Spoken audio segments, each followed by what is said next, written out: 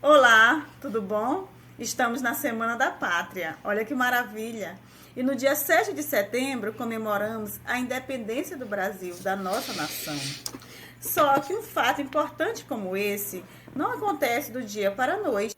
O legal e importante é sabermos como o Brasil se tornou independente de Portugal e os fatos históricos que aconteceram antes da proclamação dessa independência.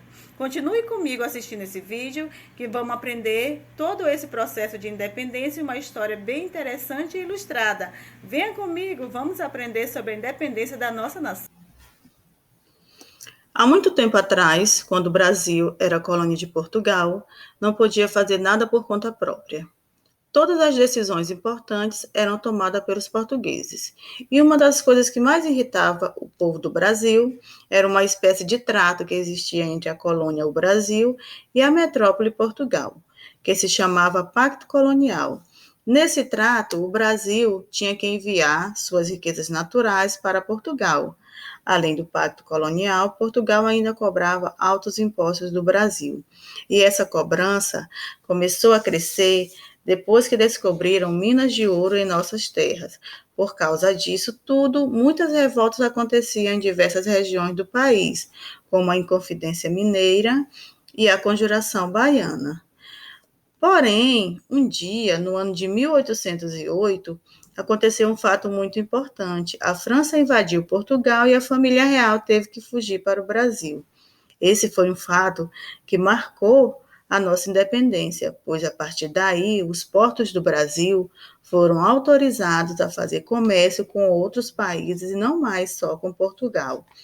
Quando foi no ano de 1815, o Brasil deixou de ser apenas uma colônia de Portugal e passou à categoria de Reino Unido de Portugal, Brasil e Algarves.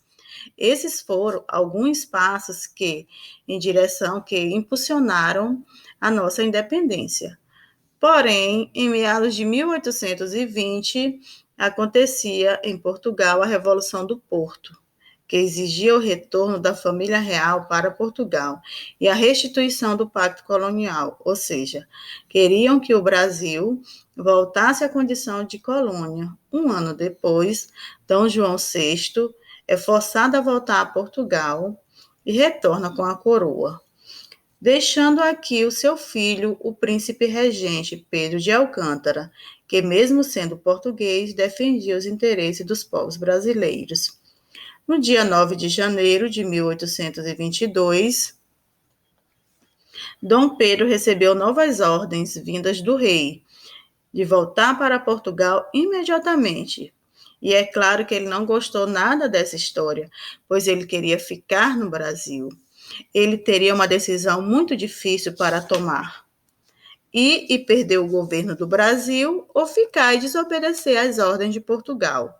O príncipe decidiu então ficar. Daí então, esse dia ficou conhecido como o Dia do Fico, e falou: se é para o bem de todos e felicidade geral da nação, diga ao povo que fico. Diante disso, ordens de Lisboa chegaram ao Brasil, com a mensagem que o retorno de Dom Pedro para Portugal deveria ser imediato.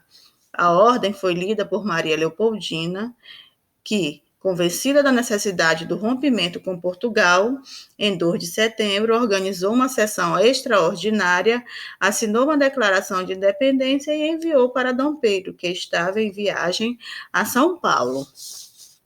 O mensageiro alcançou a comitiva de Dom Pedro na tarde de 7 de setembro, à margem do rio Ipiranga. Dom Pedro ergueu sua espada e gritou: independência ou morte! Assim, o Brasil não pertencia mais a Portugal e passou a ter suas próprias leis.